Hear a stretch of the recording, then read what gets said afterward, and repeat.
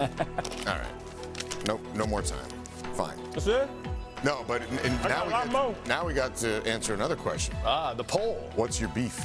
Brought to you by Old Trapper Beef Jerky. What's my guy? Chew on this. They're my guy. Your beefy question for the week was, who would you select with the #1 overall pick in the NFL draft? We put these three answers on the board. We know where Rick's going A. Next time, Brady.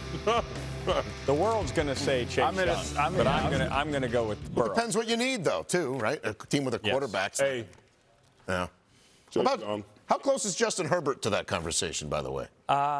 He's good. There's no question, and he fits the top 10. Right? I mean, he's that 6'5", 245 Battlestar Galactica, but Chase Young, Burrow kid plays so big. Ooh.